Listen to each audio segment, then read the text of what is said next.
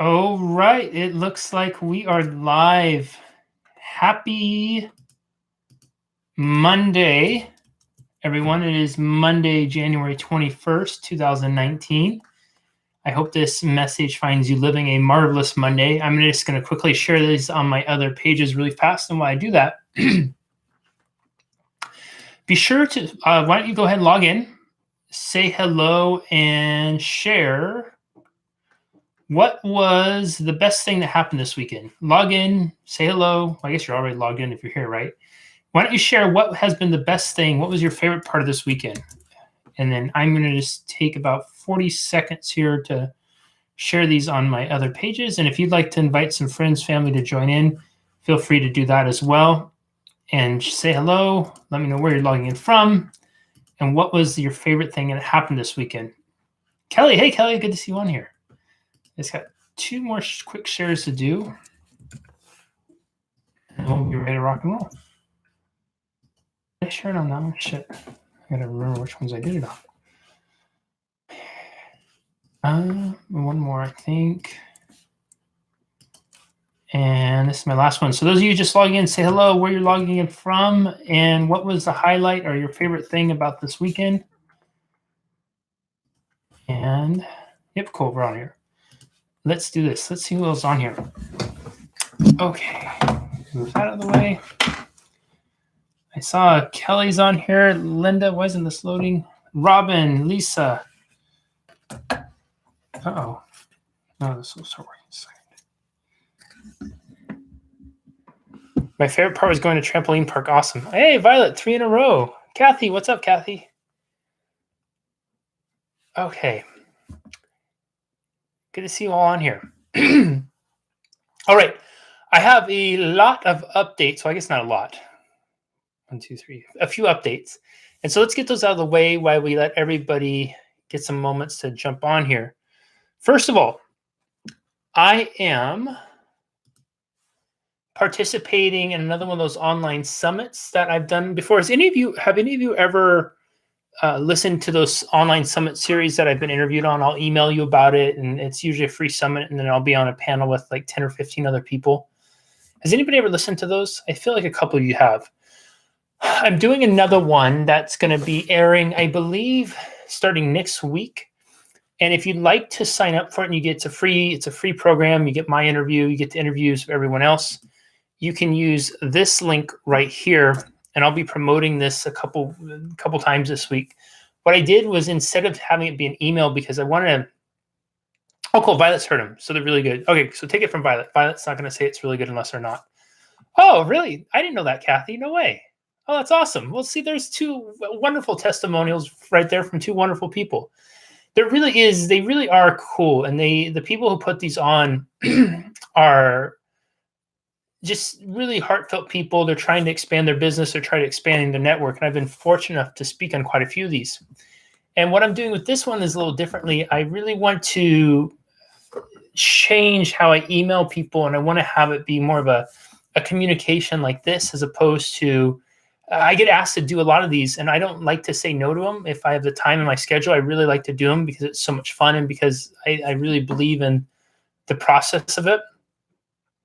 But what I don't want to do is I don't want to oversaturate my email with more, hey, I'm doing this other summit, because everybody's read the same thing over and over again. So what I'm doing with this one instead is I'm sharing it through my Facebook Lives and whatnot. Just to give you an idea, I think I got asked to be on 5 of them in the last couple of weeks, and a lot of them, they don't want to interview you unless you're willing to email your audience. And the lady who was hosting this one, Melissa Wolf, was kind enough to be flexible with it and allow us to advertise to our Facebook Live audience. So I said that we had an awesome group here, and that I'd share this out to you, and we promote it that way. So if you want to participate in that, there is that. Second thing, I think I have, 1, 2, 3, 4 updates, then we're going to jump into this. Hey, Carrie, good to see you on here. Casey, what's up, Casey? Carol, hey, Carol, good to see you on here. Okay, that was update number 1. This is why I have to write these down so I don't forget. Actually, I guess I have other ones.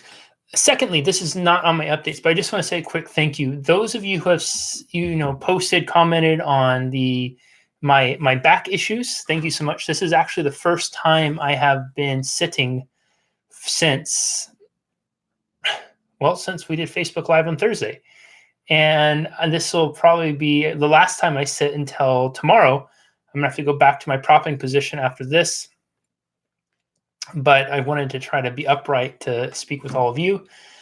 It has been a very painful last few days, but each day the pain has gotten less. This isn't my first rodeo, so I have a pretty good routine down now, what I need to do to get out of this, to work through it, to process it, and also an overall great attitude about it. So I just sincerely appreciate all of your kind words and well wishes and stuff. It was definitely not expected and very much appreciated. And I thank you all for that. Also, before I get to the rest of the updates, I promise we'll get going here. We had our best week ever last week in terms of interaction on here. There was more comments, more shares, more viewership, more support. You all going in and liking and commenting on each other's comments. Thank you for all that. I had at least 2 people message me afterwards saying how not only did they find value in the trainings, but they appreciated so much the community. It was one of their first times, or they hadn't been on there very much, and just how kind and supportive everybody else was on there and the feedback. And they just felt like it was just a really great, positive community. So let's please keep that up. I really not only want to grow this and allow other people to come, but I want people who, when they do show up here, to feel supported, to feel loved, and feel all those great things. So just by commenting throughout, pushing the emoji buttons, sharing this, it gives a great endorsement to it. And then if you see somebody contributing, you see somebody asking questions, if you feel it's appropriate, just, give them a little feedback, support them, give them a like and stuff. It takes a lot of courage to ask questions. And those of you who have been on these know that we get our best conversations with the questions. So, hey, Tracy, good to see you on here. Okay, so that's that. Back to the update. So we talked about the summit, the link's in there, and I'll put that up again. One thought I had is, I really want to do Monday through Friday Facebook Lives. Would you all be interested? And if you are, you can just type in Q&A. If we did it where we had Monday through Thursday, we do a teaching like we've been doing, and then Friday we did like a Q&A, and maybe we could collect questions. At the end, I could put a post up saying, submit your questions for the Q&A. I could put at the end of Facebook Lives, I could say, submit your questions for Friday's Q&A. And then you could type them in and we could compile them, or we could just do it live like that on Friday. So if you'd be interested in doing something like that on Friday, let me know. And I think that might be a cool way to vary it. Also, I may be squirming quite a bit during this. And if it is, it's just that I am really physically uncomfortable sitting. But it has nothing to do with you. Nobody on here smells or anything like that. So don't take it personally. Okay, so that was that. We did the summit, Q&A. Oh, this one I'm super excited about. My TED Talk is finally going to be posted. I got word today that it's been submitted off for just approval for YouTube. That process takes 2 to 3 days. I actually was mailed the raw file. I got to watch it. And aside from a couple editing things that they did to cut the time down, which I use transitions a lot deliberately in formal speaking. I use pauses deliberately for transitions in formal speaking, especially with the topic like this one's going to be. They cut a couple of those down for timing, which I totally understand, and I don't think it takes too much away from it. But overall, I think it's a good, solid talk, and I'm super, super excited to share this with you all. So a couple things with that. One, I have a huge favor to ask, a huge, huge favor. My goal with this is to get it to 1 million people who could benefit from it by the end of the year. And I really think that the talk is designed in such a way to try to just really be a gift to those who come across it. I want it to be something where, whether I ever interact with anybody else or not, they can take the concept in it and apply it to their life to make meaningful change and really, really move forward from one of the hardest times in life. So my ask of you is this, is that first of all, to watch it.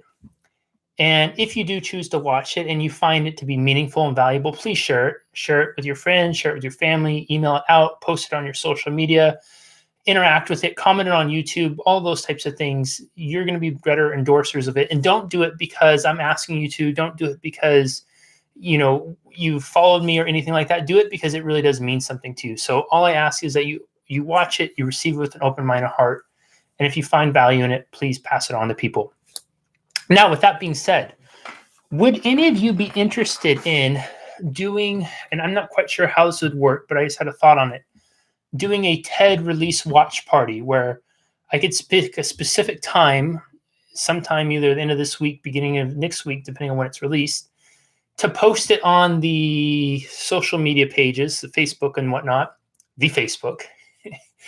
And then what we would do is, let's say it was 4 p.m. Pacific time.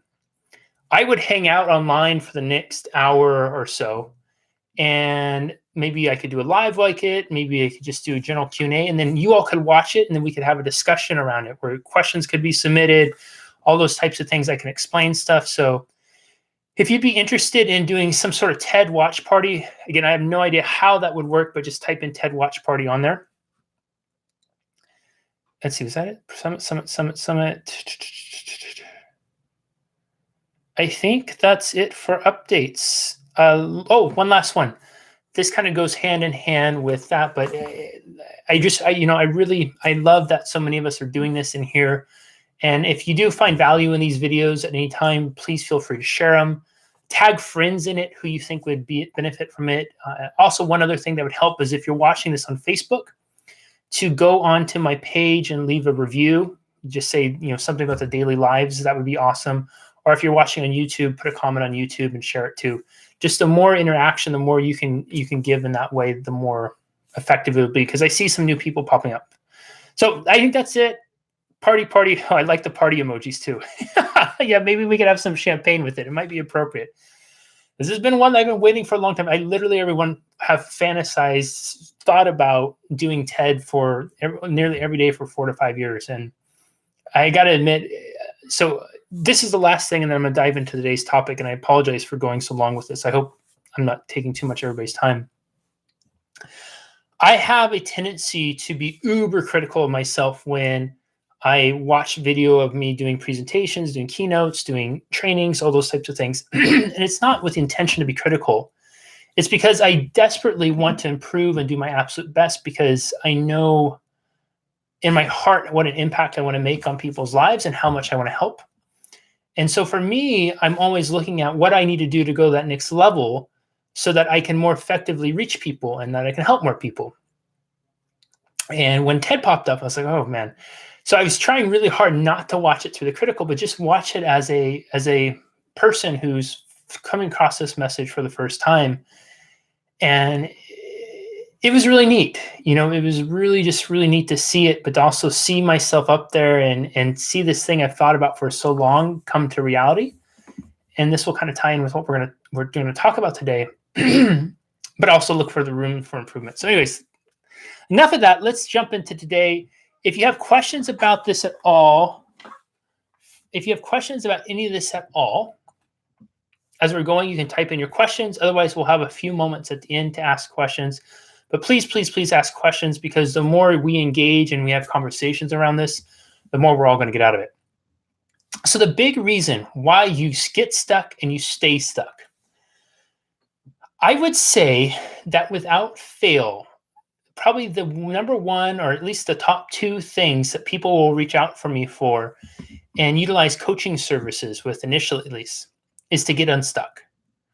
I have, of the thousands of people I've worked from more than 30 some countries all around the world, I would say in just about every single person in any way, shape, or form, whether they were, some titan of business, whether they were working in a school teacher, whether they were working as a scientist, an actor, a musician, an accountant, a lawyer, a doctor, a retired school teacher, whatever that is, they had arrived at some point in their life where they were stuck.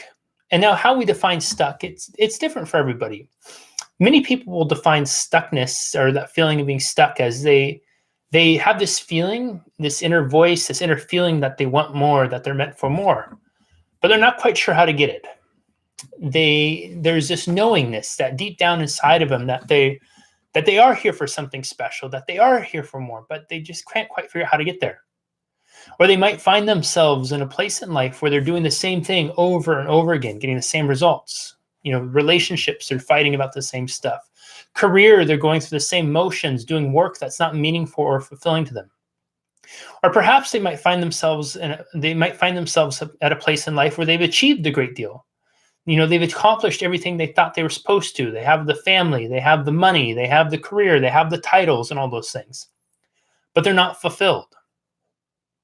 Others might have some sort of a emotional baggage that they're carried around with them, and for whatever reason, they can't just quite let it go. And because of that, it's literally permeating every facet of their life. And they know that life could be so great if it wasn't for the toxicity of the emotional baggage that they're carrying around.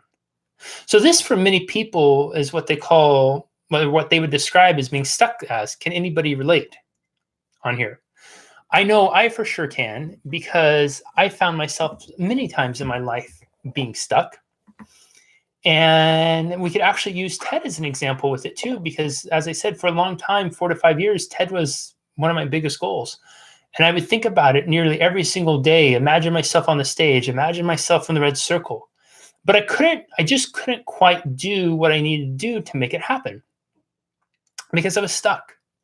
I was stuck in my own head. I was stuck in my own ego. I was stuck in my uncertainty of if I could deliver the message I really wanted to deliver. And what I would find myself doing, which we often will do, and we're going to get into more of this later in the week, was looking for excuses or sources to blame as to why I wasn't doing it. For a long time with TED, it was, well, they should just come find me, right? I have this great thing to offer. They should seek me out. TED should be knocking at my door, right? There wasn't 1 ounce of humility inside of me that was saying that I should go and apply for it. I should put the work in it. It was, oh, they should come find me. And if they didn't, it was always, oh, it's their loss. It's their this, it's their that. But what I was really stuck in is I was stuck in my own psychology about it. I was stuck in my own fear about putting myself out there and going for something that was so meaningful to me on such a big stage as TED. And because of that, I constantly found myself selling myself short. And not only selling myself short, but most importantly, selling the people that I could help short. Because I wanted to do TED more than anything. I wanted to do it because I believed that by using it and using it as a vehicle, it was a really powerful vehicle to help other people. And I really believed that I had something I could offer others, something that could reach people, something that maybe somebody who would never work with me or who would never otherwise met me could find it and take from it and apply it right away to their life. But because I was so stuck in my own limiting beliefs and my own excuses, I deprived myself from sharing a gift that I had. And I deprived other people who I really believed I could help from being able to have access to that help. Because I stayed stuck. And what many of us will, right? Many of us, the challenge with being stuck is when we're stuck, it becomes almost familiar. It becomes this kind of old friend, somebody maybe you grew up with who you don't really have a lot in common with anymore. You don't really connect with that much anymore. And you're trying to break away to implement some new habits, some new positive things, maybe your New Year's resolutions. But every time you go back to that old friend, they seem to bring out the not so best in you. They make it easy to enable you to start doing the old habits you're trying to change. They're the first ones you go to when you're ready to break your resolutions. And that was how it was with me. And I think that's how it is for many of us when we're stuck, is it's just become something where it's so familiar. We know we don't necessarily want it anymore. We know that it's holding us back, but we're unsure how to break free from it. Which leads us to the big reason why we get stuck and we stay stuck. So is this making sense so far? Yes. Cool. So the big reason why we get stuck and why we stay stuck is it all boils down to limiting beliefs. It is limiting beliefs. So beliefs of limitation. And what I mean by that is there's a phrase that I think is really important when we talk about belief systems, BS, right? BS belief systems, because our belief systems they're flexible. There's nothing tangible to it, right? There's something physical here. I can touch it, but with our belief systems, they're pliable in the sense that we can change them. We can mold them. They're like putty or clay, except even those things they're thoughts in our head, but in those belief systems, they drive so much of who we are and our behavior. And so when it comes to limiting beliefs, and the reason why we get stuck is most of us end up stuck because we were never taught to believe anything different. Here's how most of our lives go, right? We're born. We're asked what we want to be when we grow up. Or maybe more specifically, we're told what we want to be when we grow up. I've shared with you all the story of my grandma asking me when I was about 6, 7 years old, what do you want to be when I grow up? And I told her a baseball player. And she told me athletes were stupid. You don't want to do something stupid like that. You want to do something that uses your brain. This is coming from my grandma, who never worked at all because she would marry people and get somebody to take care of her. But yet she had a strong opinion about what I should be when I grew up. And now I learned from that I shouldn't do that that's stupid. I don't want to do that. So then all of a sudden what happened is I had a limiting belief that was put into me that if I were to become an athlete, if I was to become a baseball player, I would be stupid. And I didn't want to be stupid. I love my grandma. My grandma was somebody I looked up to. And so I wanted very much for her to think I was smart. So already I've limited myself. So we are born and we're asked or we're told, what should we be when we grow up? And we start to form limiting beliefs from there about what we're capable of achieving, about what we're capable of becoming. In our relationships, we look to our models, our parents, or maybe our parents and their significant others. Sometimes it might be 2, 3, 4 divorces and a whole bunch of dating in between. And we start to learn what relationships look like, right? We see our parents wanting to be happy, wanting to be fulfilled, but we see them doing things that doesn't necessarily lead to that. And so we start to learn at a very young age that relationships are hard, they're painful, that they'll be chaotic, that they'll be broken. If these are examples we have, and so we learn limiting beliefs around there. Career.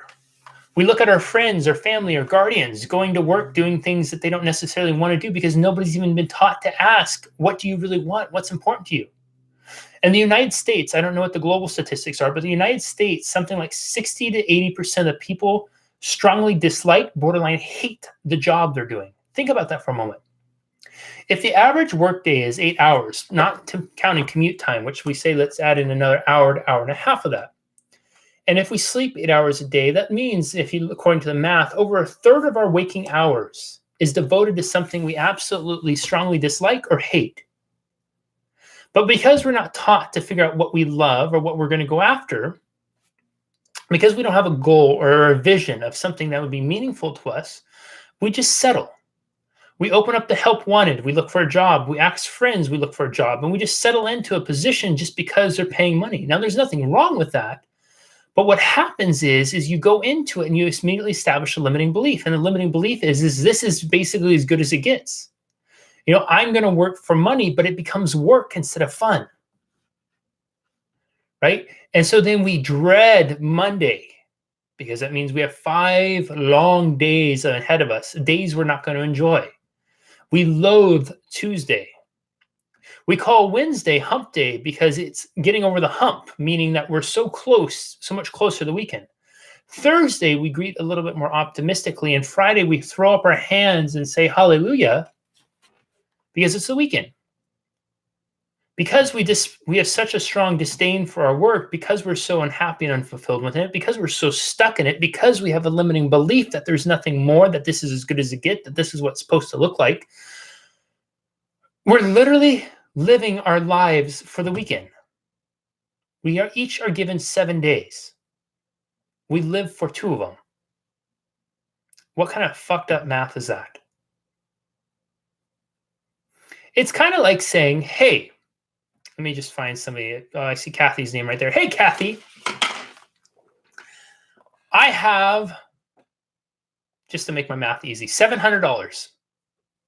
You can either have all 700 of it, do whatever you want with it. You could use it for charity. You could buy a plane ticket. You could do anything and everything you want with it. Or you could have just 200 of it. And then live with knowing that you had 500 more you could have, but you didn't take it, so it's just still sitting out there, but it's not yours anymore. Which are you going to choose?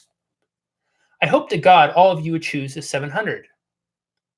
But see, every day, most of us choose only the 200 because we have this limiting belief that we don't deserve anything more than that. Or we have this limiting belief that we're not able to obtain that. Or we have this limiting belief that doesn't even allow us to see the possibility that somebody could just walk up to us and hand us $700 and have it be a choice with no strings attached. So the number one reason, the biggest reason why we get stuck and we stay stuck, it's because of our limiting beliefs. See, most of us don't even ask the question of what do I want? Of what does my dream life look like? What does an amazing relationship look like? What does a freaking kick-ass career look like? What does it look like to wake up happy, joyful, and abundant and fulfilled every day? We're not taught that. What we're taught is that you need to grow up, be good, mind your parents, mind your peers, go to school, get good grades, be respectful, get out of that, get a job, get a mortgage, get a wedding, get a marriage. Now, if you go off statistics, get a divorce or two, and the pattern repeats itself. And that's not to make small or put away any of that. So there's some people that are doing that, and they're living really happy, wonderful lives. That's awesome. And I wouldn't qualify those people as being stuck. This applies for people specifically who find themselves stuck, who have been running the playbook that they were taught, and they're not producing the results they want in their life, meaning they're not emotionally fulfilled. They're not waking up happy because most of us don't even know what it is, because we were taught to believe that it couldn't be the case. See, I grew up in a household where my limiting belief was all around money, right? The belief I was taught about money is there's never enough. The belief I was taught around money is that it was only for rich people.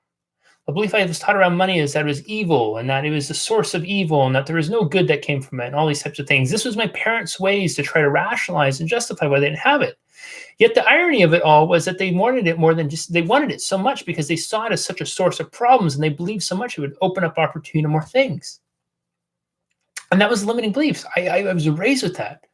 I grew up living in constant fear with money. I still to this day sometimes find little money struggles pop up that I didn't realize I had. And I thought, my gosh, I still have that programming. I still have that limiting belief. Now, luckily, I have a whole bunch of tools that I can work through it really quick. But it still pops up because when you're young and you're impressionable like that, and you're just an empty you're an empty garden of soil that is ready to be planted and fertile, you plant some limiting beliefs in like that, they are going to proliferate. Because you have a lifetime of reinforcement, a lifetime of nurturing, of watering, of growing those limiting beliefs. So it doesn't have to be that way. So those of you who are stuck, or anybody who's ever been stuck, can you see that the biggest reason why you were stuck and stayed stuck was because of a limiting belief? Because there is a belief somewhere in there that this was as good as it gets for you. There is a belief somewhere in there that you weren't going to ever get more than this. There is a belief somewhere in there that this is what life is. There is a belief somewhere in there that this is what relationship looks like. This is what work looks like, that you're just having to struggle, that you're just having to do this, that this is as good as it gets. Now think of the irony of it for a moment. What holds us back and keeps us stuck more than anything else is this thing that we've created in here. There's no physical substance of it. You can't touch it. You can't taste it. You can't smell it. But we believe it. We believe it to such a degree that we stake our entire lives and our entire existences on it. And the real irony of it all is, most of the time, we don't even know it's there. And we have no way of even recognizing it because it's just what we are taught. And it's the way things have always been, which stands to reason it's the way things would always be, shouldn't it?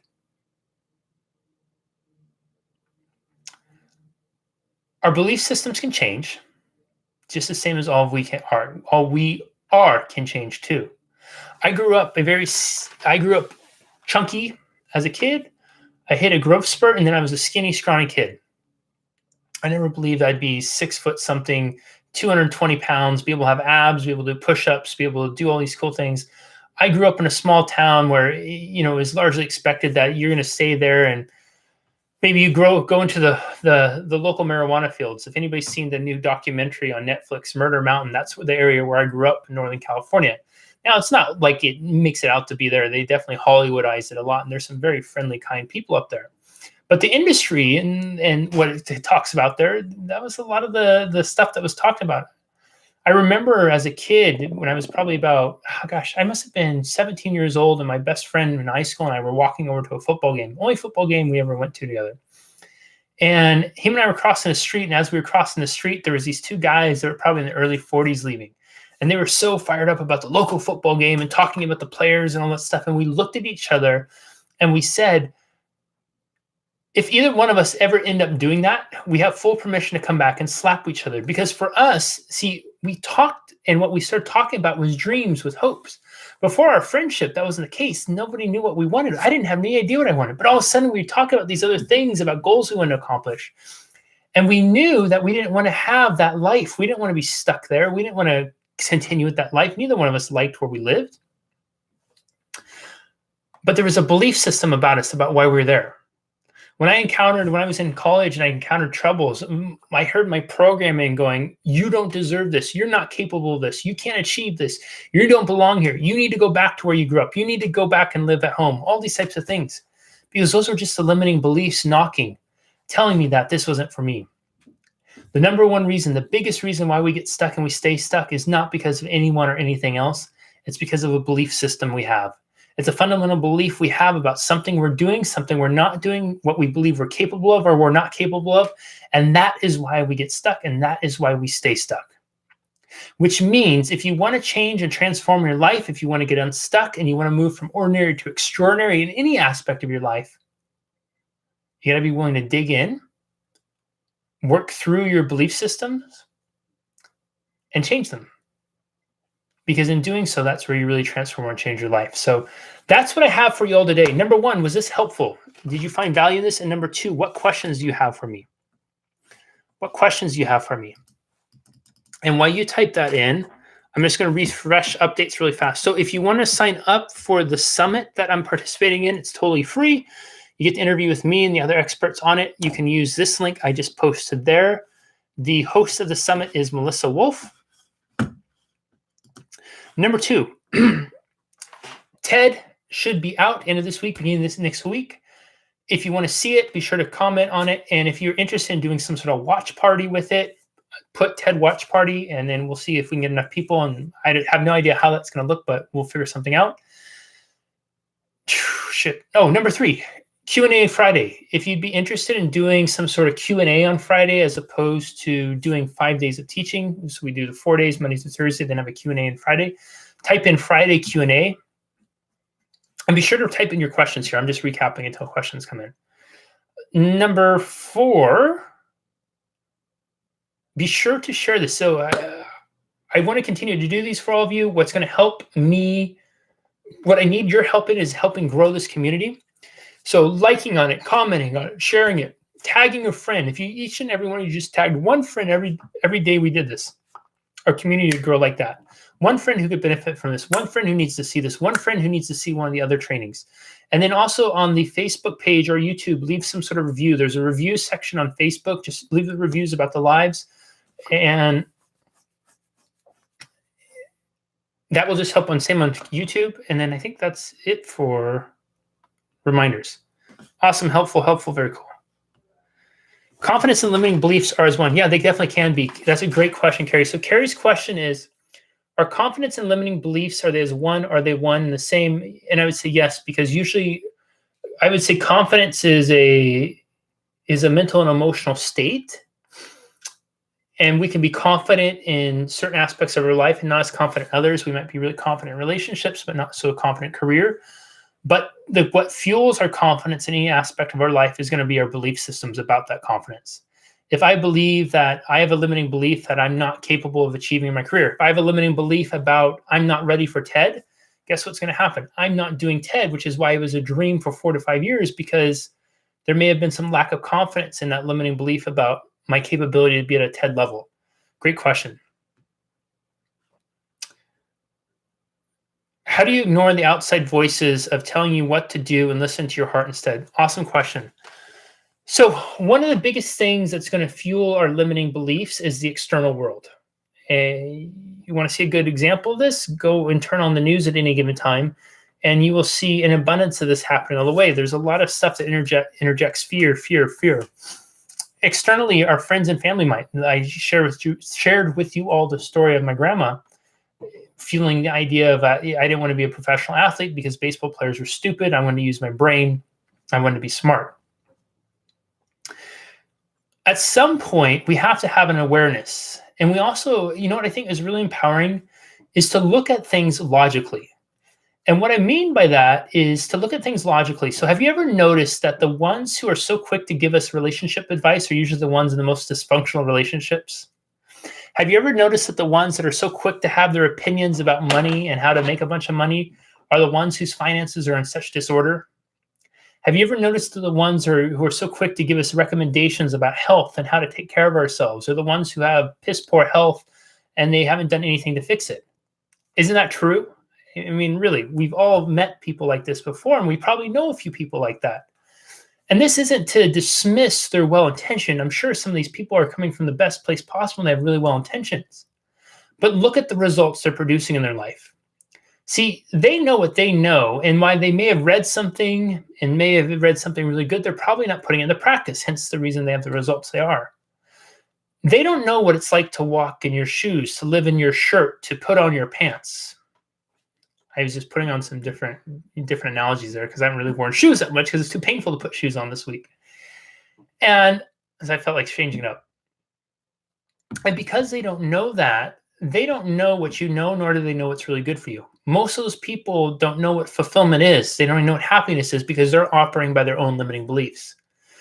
So if you really want to free yourself from the influence of others, it starts with stepping back and just looking at things and calling a spade a spade. If it barks like a dog, if it wags its tail like a dog, odds are it's not a cat. And it's going to be the same thing for these other folks who are advising you. If they're in a not so great relationship, if their money is in shit, they're probably not the best people to advise on that. And their best advice is never meant to be a substitute for your heart. Look at people and take them for as they are, the best of intentions, but recognize what's really going on there. Is that helpful, Violet? So how do we uncover our long-held beliefs? That's a great question, Angie. And that is going to be, we're going to touch on that a little bit later this week. And to really, really dig into that, that would be something that I would run people through with formal coaching.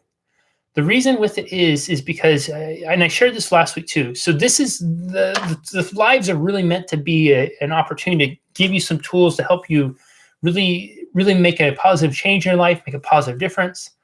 And I also don't want to do a disservice by saying, okay, here you can show up and you can get absolutely everything and life's going to be great. You really need to, for some of us, we really, really need to dig deeper and dig deep and be willing to go deep. And that's really where the benefit of doing some sort of formal coaching program with me comes, because that's where we'll be digging deep and we'll be running through specifically tailored processes to you.